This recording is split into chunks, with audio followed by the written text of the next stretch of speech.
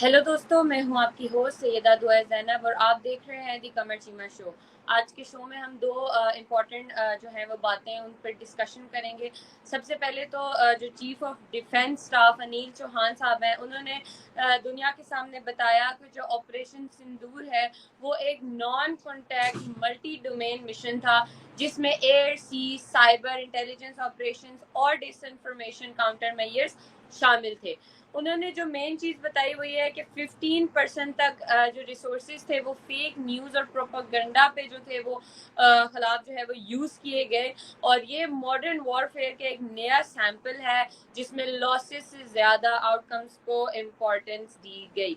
एक चीज़ ये है जिस पे आज हम तफसील से बात करेंगे। दूसरी जो बहुत इंपॉर्टेंट बात है वो है कि जो प्राइम मिनिस्टर मोदी साहब हैं, उनका मालदीव का विजिट, उससे उनको क्या चीज़ मिली है, जहां उन्होंने अप्रॉक्सीमेटली $565 मिलियन की जो है वो लाइन ऑफ क्रेडिट अनाउंस किया। एग्जिस्टिंग लोन्स पे भी बात हुई, 40% तक आसानी जो है उस पर बात की गई, 8 की एग्रीमेंट्स के बारे में बात की गई।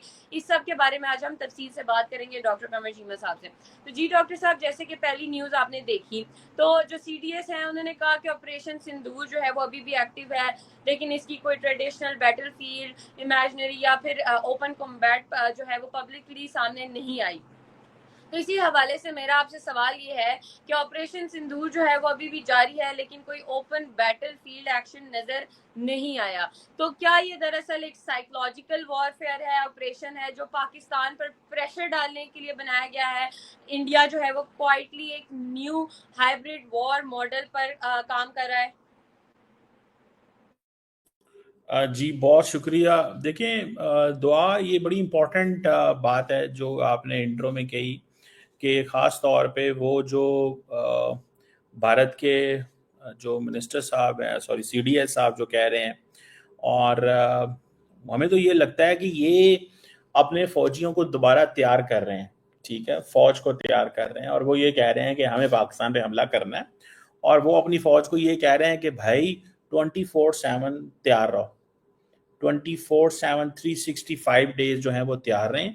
इसका मतलब बड़ा क्लियर सा है। इसका मतलब ये है कि भारत ये समझता है कि हमें पाकिस्तान पे वो हमला करना इसलिए ज़रूरी है कि जो ऑपरेशन सिंदूर हुआ उसमें वो डिजायर्ड आउटकम नहीं लिए गए।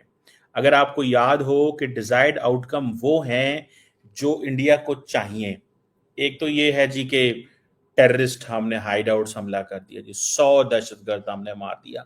अब जारी बात है, ये व्हेन वर्ल्ड कंसिडर्स दिस, जब लोग घर में बैठ के अपना एनालिसिस करते हैं ना, या ये डिस्कशन की जाती है, तो इस चीज को सोचा जाता है कि ये 100 लोग कौन थे और वो किसका मतलब वो था, इनकी क्या आइडेंटिटी थी। कोई नाम नहीं आया, कुछ नहीं आया। तो वो एक तो वो क्वेश्चन मार्क है। अ, अगर मैं फॉर एग्जांपल मान भी लूं कि वो जो मस्जिदों पे हमले हुए उसमें से कुछ मौलवी मारे गए या उनकी फैमिलीज मारी गई, ये सारा कुछ हुआ, दैट मेक सेंस। ठीक है जी, उन्होंने हमला कर दिया मस्जिदों पे और मदारस के ऊपर, जहां पे वो समझते हैं कि उन्होंने हमला करना था। That was not the objective they wanted. And then उन मदारस पे हमला करने की कॉस्ट क्या है? उन मदारस पे हमला करने की कॉस्ट क्या मिलिट्री जो है इंस्टॉलेशंस को नुकसान पहुंचाना है? यानी कि आप पाकिस्तान के मदरसों पे हमला करके अगर अपने अपने जहाज गिरा लें, तो ये कौन कहेगा कि ये आपकी वही लॉजिकल चीज है? Nobody will accept it.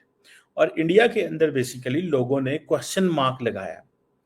अब देखिए, पाकिस्तान के अंदर क्या डिस्कशन होती है कि ऑपरेशन सिंदूर में क्या हुआ या बनियानुल मरसूस में क्या हुआ।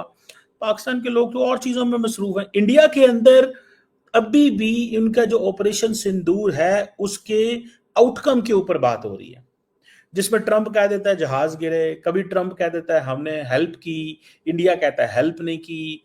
सो इंडिया के लिए तो बहुत सारे फ्रंट खुल गए हैं, वो फ्रंट जो उन्होंने कभी सोचे ही नहीं थे। यानी कि डिप्लोमेसी के ऊपर तो उन्होंने कभी अमेरिका के साथ तो वो सोच भी नहीं सकते थे कि हालात खराब होंगे, और वो हालात खराब हो गए, जिसमें American administration, even Marco Rubio. अब मुझे ये बताएं कि मार्को रूबियो जब ये कहता है कि हमने भारत और पाकिस्तान में नॉर्मलाइजेशन करवाई, आप क्या समझते हैं? इज दिस समथिंग, कोई ये नॉर्मल चीज? अगर ये चीज मार्को रूबियो ये कहता है कि मैंने भारत और पाकिस्तान की नॉर्मलाइजेशन करवाई है, तो ये कोई छोटी चीज है, ये बहुत बड़ी चीज है। और ये वो जिसको आप देखें कि इंडियन जो है वो समझते हैं कि जनाब हम तो इसमें मानते नहीं है आपने जो किरदार अदा किया है। तो ये सवाल इंडिया से लोग पूछ रहे हैं, लोग इंडिया में बात कर रहे हैं, बहस कर रहे हैं और पूछते हैं कि भाई साहब क्या करना है हमने, ठीक है, किस तरह चीजों को आगे लेके चलना है। और वो जिसे कहते हैं ना कि ये फैक्टर जो है दैट इज देयर, ठीक है, कि हमें पाकिस्तान पे जो हमला किया है उसका हमें क्या रिजल्ट मिला, ये सवाल पूछा जा रहा है। और यही वजह है कि सीडीएस साहब जो है वो ये कह रहे हैं कि भाई तैयारी पकड़ो, हालात खराब हैं, हमने अभी ऑपरेशन सिंदूर कंप्लीट नहीं किया, क्योंकि पॉलिटिकल लीडरशिप ने कहा कि अमेरिका ने सीज फायर करा दिया, अगर उस वक्त आउटकम ठीक आता। आप देखें ना, वो जो सोफिया थी मैडम, जो जो जो मिलिट्री की स्पोक्स पर्सन थी, उनके ऊपर क्वेश्चन मार्क लगे। इंडिया के फॉरेन सेक्रेटरी जिन्होंने आके सीज फायर का ऐलान किया, लोगों ने उनको गद्दार कहना शुरू कर दिया इंडिया के अंदर। अच्छा, था तो ये पॉलिटिकल फैसला ना, लेकिन गद्दार किसको कहा गया? विक्रम मिश्री साहब जो कि फॉरेन सेक्रेटरी हैं। अब उनको तो कोई नहीं, अब उसके ऊपर तो कोई बात नहीं करेगा। The point here is very very very clear कि इंडिया ये समझता है कि हमें अभी इस ऑपरेशन को जारी रखना है, इस सेंस में कि हमें, अब देखिए अभी पाकिस्तान क्या कहता है, और इंडिया के अंदर भी बहुत सारे लोग कहते हैं कि भाई इलेक्शन होने वाले हैं इंडिया के अंदर, तो हो सकता है there is something they want to get again. वो समझते हैं कि हम अगर पाकिस्तान के 1 2 3 4 जहाज गिरा दें या इनका कोई मिलिटरली नुकसान कर दें, तो हमारे लिए अगले इलेक्शन जीतना, ये चीजें हैं। देखिए फौज का, इंडिया की फौज का इससे बेशक कोई किरदार ना हो या फौज ना वो, लेकिन ये पॉलिटिकल फैसला है कि उन्होंने पाकिस्तान पे कब हमला करना है। अगर फॉर एग्जांपल इंडिया की इंटेलिजेंस ये कहती है कि हमें मसूद अजहर का पता चला, जैसे कि आपको याद होगा अगले दिन हमने इसके ऊपर डिस्कशन की थी कि मसूद अजहर जो है वो चित्राल के अंदर है। वो क्यों ये कहते हैं, वो क्यों कहते हैं वो चित्राल के अंदर है? बिकॉज उनको पता है ये कहेंगे तो हमारे पास लॉजिक बनेगी कि हमने हमला करना है। सो ये चौहान साहब की जो बात है, ये सारी की सारी दैट इज की अटैक करना चाहता है। जी चीमा साहब, हमने देखा कि जो चौहान साहब है उन्होंने बताया कि 15% तक जो रिसोर्सेज हैं वो मिस इन्फॉर्मेशन और डिस इन्फॉर्मेशन के खिलाफ जो है वो यूज किए गए हैं। तो इसका मतलब ये भी है कि जो वॉर का एक फ्रंट है वो मीडिया और परसेप्शन भी है। ये स्टेटमेंट जो है ओबियसली मॉडर्न वॉरफेयर की डायरेक्शन भी इसमें हमें नजर आती है। तो जब सीडीएस साहब ने ये कह रहे हैं कि ऑपरेशन सिंदूर का 15% इस चीज में फेक न्यूज में या नैरेटिव कंट्रोल पर लगाए गए, तो क्या आप ये मानते हैं कि अब वॉर जो है वो उस तरह से सिर्फ आप कह सकते हैं फिजिकली या फिर वो बॉम्ब्स मिसाइल से नहीं, बल्कि अब एक headlines, tweets, media, social media, इस सब पे मबनी है? बिल्कुल सही कह रहे हैं वो, ही इज एब्सोल्युटली राइट। उसकी वजह क्या है? देखिए ना, जब इंडिया के अंदर इंडिया कहता है जी कि हमारा बहुत बड़ा टाइम तो फेक न्यूज को काउंटर करने में लग गया, तो जब आप फेक न्यूज को काउंटर कर रहे होते हैं तो आप फेक न्यूज फैला भी रहे होते हैं। जैसे कि इंडियन मीडिया इटसेल्फ, आप देखें ना, इंडियन मीडिया के अंदर तो ये सवाल उठे कि हमारा मीडिया झूठ बोल रहा था जब कराची में हमला कर दिया, जब फैसलाबाद में इन्होंने कहा जी पाकिस्तान की पोर्ट है, लाहौर के अंदर पोर्ट है, यानी कि वो कह रहे थे फैसलाबाद का समंदर है वहां पे, फैसलाबाद के करीब। अब वहां पे तो कोई समंदर नहीं है, कोई झील नहीं है, कोई दरिया नहीं है बल्कि, लेकिन even then they were talking like this. So ये बिल्कुल सही कह रहे हैं चौहान साहब कि this is all about narrative formation, structure जो है वो मौजूद है। और अब दोनों फौजें जो हैं वो इस काम चीज पे लगी हुई हैं, भारत और पाकिस्तान की, कि हमने फेक न्यूज भी फैलानी है भाई। क्योंकि टेक्निकली अब देखें, पाकिस्तान का मीडिया, मेन स्ट्रीम मीडिया जो है, उसने कोई फेक न्यूज के ऊपर लार्जली काम किया होगा, लेकिन इस तरह नहीं किया कि पाकिस्तान ये कहे कि पाकिस्तान की जो फौजियां वो इंडिया के अंदर घुस गई हैं या हमने श्रीनगर पे कब्जा कर लिया। ठीक है, अब वो लोग जो हैं बड़े हंस रहे थे, बड़ा एंजॉय कर रहे थे। अब वो, मैं किसी एक इंडियन कॉमेडियन को सुन रहा था, तो उसने कहा कि पाकिस्तानियों ने जब खबर पड़ी कि इंडियन ये कह रहे हैं कि कराची में हमला कर दिया पोर्ट के ऊपर, तो एक पाकिस्तानी ने कहा भाईजान, इंडियन फौज को मेरा पैगाम है, आप तारिक रोड से मत आइएगा, वहां पानी खड़ा है, आप जो है वो दूसरे रोड से आइएगा, वो साफ है। तो मतलब उनको इतना एतबार और ट्रस्ट था कि हमें पता है कि ये फेक न्यूज है, बट कर रहा था। तो इंडियन मेन स्ट्रीम मीडिया भी लगा हुआ था, सोशल मीडिया भी लगा हुआ था, पाकिस्तान की साइड से भी रिस्पॉन्स जा रहे थे। तो ये तो चलेगा, ये होगा, ये एक ऐसी वॉर है, क्योंकि लोगों को ऑन ग्राउंड तो कोई नहीं है वहां पे, ना भारत की तरफ से लोग हैं ना पाकिस्तान की तरफ से लोग हैं। लेकिन एक चीज है कि पाकिस्तान की मीडिया ने अगर ये कहा है ना कि इंडिया के इतने जहाज गिरे हैं, तो उतने ही गिरे हैं। बरखा दत्त इंडिया की एक साफी है, उन्होंने कहा जी हमने पाकिस्तान का F-16 गिरा दिया है और हमारे पास पाकिस्तान का पायलट भी है। उनको ये खबर किसी उनके सिस्टम के अंदर के बंदे ने दी, लेकिन वो फेक हो गई। तो ये चीजें जो हैं ये हो जाती हैं। सो दिस इज द जी चीमा साहब, जिस तरह हमने देखा कि इंडिया ने ऑपरेशन सिंदूर के जरिए पाकिस्तान के जो टेरर कैंप्स थे उनको न्यूट्रलाइज करने का भी दावा किया, लेकिन ऐसे हमें कोई उस इंफॉर्मेशन की जो है वो ऑथेंटिसिटी नहीं पता चल सकी, ना कोई सैटेलाइट इमेजरी, ना इस तरह से कुछ भी। साथ ही साथ CDS साहब का कहना था कि losses are not important, outcomes matter. लेकिन जो उनके ओपोजिशन में या कांग्रेस के हैं या कुछ डिफेंस एनालिस्ट हैं, उन्होंने आगे से ये कहा कि जो गवर्नमेंट है वो ऑपरेशन सिंदूर की रियल कॉस्ट, डिटेल्स और एग्जैक्ट ऑब्जेक्टिव्स क्लियर नहीं किए, जिससे ऑब्वियसली ट्रांसपेरेंसी या फिर अकाउंटेबिलिटी का भी यहाँ सवाल उठता है। तो जनरल जो चौहान साहब है उनका ये सब कहना, और साथ ही के जो ऑपरेशन है वो मल्टी डोमेन था जिसमें मिस इन्फॉर्मेशन को भी टारगेट किया गया, सब कुछ। तो आप क्या समझते हैं कि वाकई क्या इंडिया जो है वो अब ये ट्रांसपेरेंसी से दूर रखना चाहता है? क्या इंडिया जो है वो अपनी पब्लिक को सिर्फ नैरेटिव दे रहा है, या असल फिगर्स या फेलियर्स उस तरह से क्यों नहीं बता रहे? देखिए, वो उनकी पॉलिटिशियंस का काम है, फौज तो नहीं कभी भी बताएगी। जैसे कि मिसाल के तौर पे CDS Chauhan was the first person to speak. उन्होंने कहा कि इंडिया का जो नुकसान में, उन्होंने ये कहा जहाज गिरे हैं, क्यों गिरे हैं ये हमारे लिए इम्पोर्टेंट है। हमने उसके ऊपर काम किया। अब पाकिस्तान कहता है क्यों जहाज गिरे हैं, वो तो हमने गिराए हैं, हम थोड़ी आपसे पूछेंगे आपके जहाज क्यों गिरे। वो आपकी इंटरनल असेसमेंट है, करते रहे आप, तो हमें उससे कोई इतराज नहीं है या कोई मसला नहीं है। दूसरी तरफ इंडिया के आगे नेशनल सिक्योरिटी एडवाइजर, उन्होंने कहा जनाब हमारा तो शीशा भी नहीं टूटा। ठीक है, एक उनके फॉरेन डिफेंस सेक्रेटरी है, उन्होंने हमारा शीशा भी नहीं टूटा।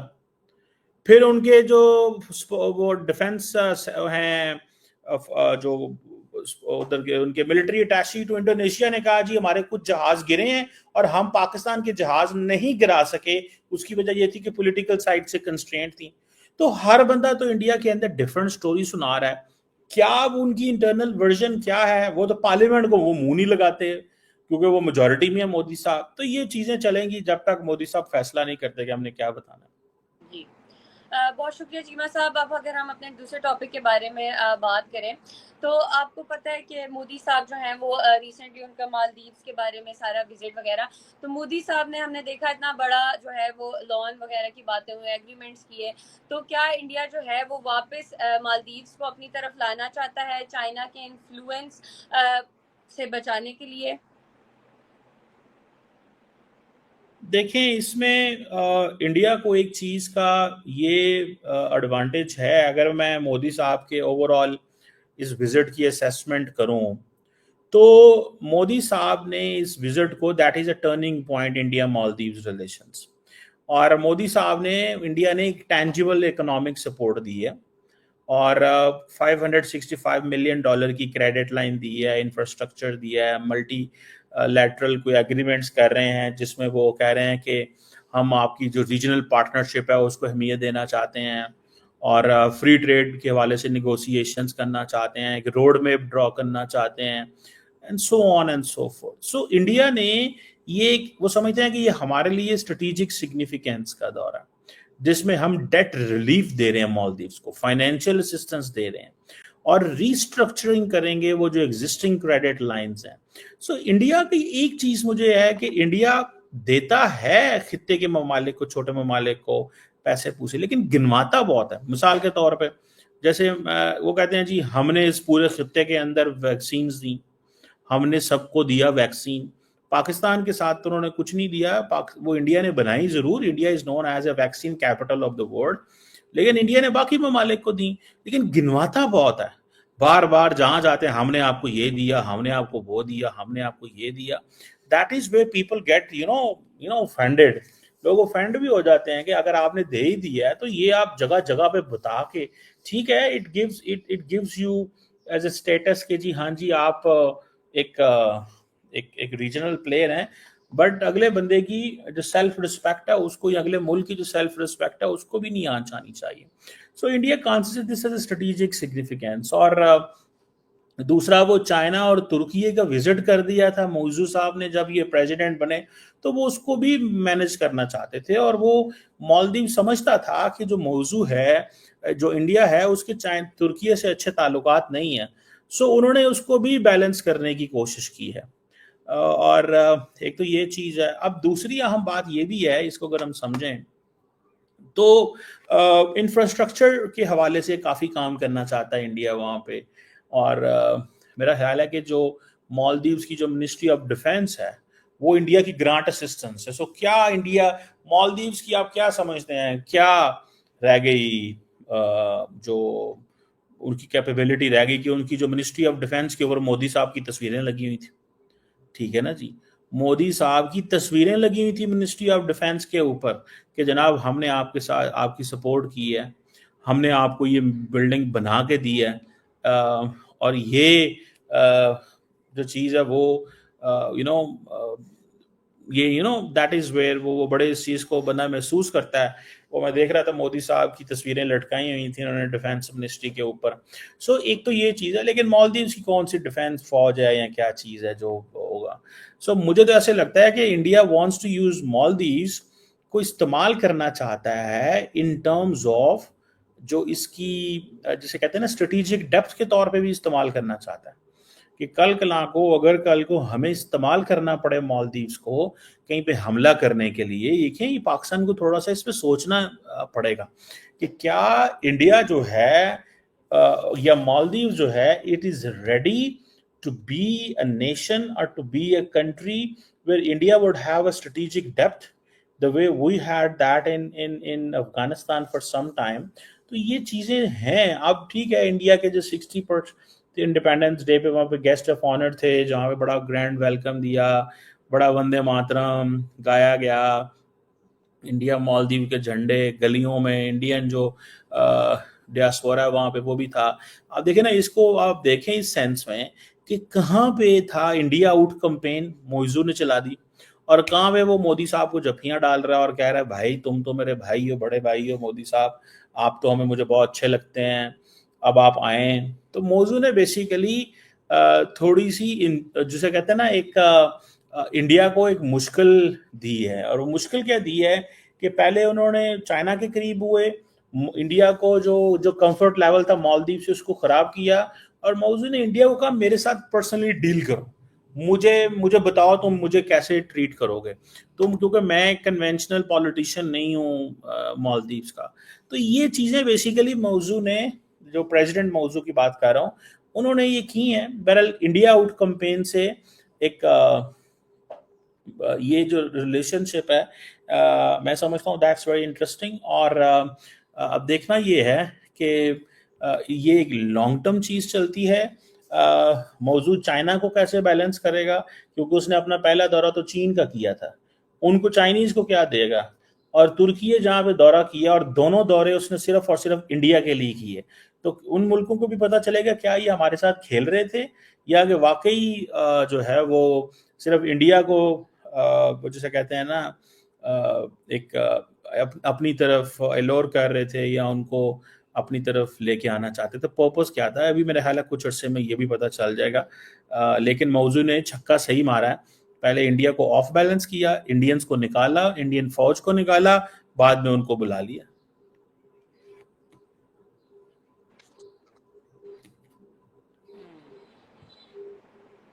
चीमा साहब, ये तो आपने सब बताया इस तरह से इंडिया के साथ उन्होंने किया और फिर जो है इस्लाम को बुला लिया।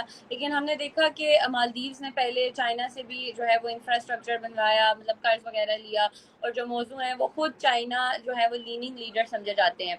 और जब मालदीव्स ने अब पीएम मोदी का इतना शानदार वेलकम किया, 8 एग्रीमेंट साइन हुए, फ्री ट्रेड एग्रीमेंट पर भी बात शुरू हुई, तो क्या आपको अब लगता नहीं है कि जो इंडिया के इतने करीबी ताल्लुकात जो हैं वो मालदीव से बनने की वजह से चाइना इंडिया पे मालदीव्स पे प्रेशर डाल सकता है, या प्रेशर नहीं आएगा क्या मालदीव्स पे? और इस चेंज से आपको क्या लगता है कि चाइना का क्या रिएक्शन होगा? देखें, इसमें चीज़ इम्पोर्टेंट ये है कि चाइना का कोई ज़्यादातर रिएक्शन जो है ना वो कोई लंबा चौड़ा नहीं होगा, मुझे नहीं लगता। उसकी वजह क्या है? पहली बात, देखिए, for them it is important to understand कि मालदीव जो है ना वो इम्पोर्टेंट है, लेकिन जितनी बड़ी चाइना की जो नेवल प्रेजेंस इस खित्ते के अंदर है, उसमें कोई मालदीव्स की इतनी लंबी चौड़ी भी अहमियत नहीं है। कोई ये नहीं है कि उन्होंने, इंडिया तो ये डरता है ना कि ये ना हो कि चाइनीज कहीं अपने नेवल वेसल्स मालदीव्स के ऊपर ना ला के बिठा दें और वहां से मेरी स्पाइंग कर रहे हैं मेरे साउथ में। वो तो इस चीज पे बड़ा घबराता है। लेकिन इन चाइना के पास और बहुत सारे सोर्सेज हैं इंडिया की इंटेलिजेंस या इंडिया को की सर्वेलेंस करने के लिए। तो लेकिन प्रॉब्लम यह है कि इंडिया ने, आपको पता है, एक नेबरहुड फर्स्ट पॉलिसी रखी हुई है।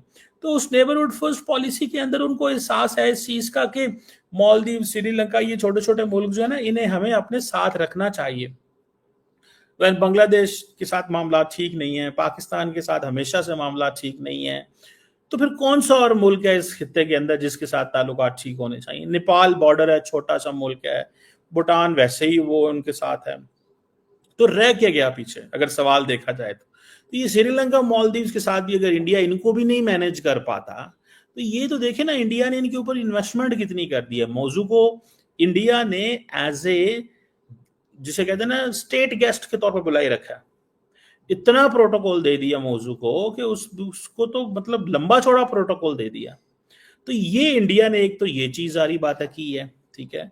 तो मुझे ऐसे लगता है कि ये एक that is important thing in a sense कि ये ओनली टाइम विल टेल के चाइनीज क्या मालदीव से लेना चाहते हैं, लेकिन कोई लंबी चौड़ी मेरा नहीं ख्याल उनको इनसे उम्मीदें हैं। लेकिन इंडिया का काफी जोर लग गया, और मौजू ने भी जोर लगाया है, चाइनीज ने भी जोर लगवाया है। लेकिन चाइनीज इतना लंबा चौड़ा भागते भोगते नहीं है, उनके लिए कोई इतना बड़ा स्ट्रेटेजिक इंपॉर्टेंस का मुल्क नहीं है, छोटा सा आइलैंड है। तो ठीक है, हर तरफ से वो कमा रहे हैं, वो फायदे ले रहे हैं, मालदीव तो लेने रहे हैं, दुआ, आपको क्या मसला है? बहुत शुक्रिया शीमा साहब। तो दोस्तों, आज हमने तो बहुत ही इंपॉर्टेंट टॉपिक पर बात की है। सबसे पहले तो chief of defence staff Anil Chauhan के बारे में बात की, जो उन्होंने बताया कि ऑपरेशन सिंदूर जो है वो non contact multi domain mission था, और 15% तक रिसोर्सेज जो हैं वो फेक न्यूज़ प्रोपेगेंडा के खिलाफ यूज़ किए गए, और लॉसेस से ज़्यादा आउटकम्स इंपॉर्टेंट है। इस पर आज हमने तफसील से गुफ्तगू की। और दूसरा कि प्राइम मिनिस्टर मोदी साहब का विजिट जो था वो मालदीव्स में क्या था, और क्या क्या उससे फ़ायदे हुए, क्या चीज़ उन्होंने वहाँ से गेन की, और कितने एग्रीमेंट्स किए, उस सब के बारे में आज हमने तफसील से बात करी। ऑब्वियसली टाइम विल टेल कि ऑपरेशन सिंदूर भी किस तरफ चलता है, और चाइना जो है वो भी मालदीव से क्या चाहता है, या इंडिया क्या चाहता है। फिर मिलेंगे एक नए टॉपिक के साथ नए एपिसोड में। Take care.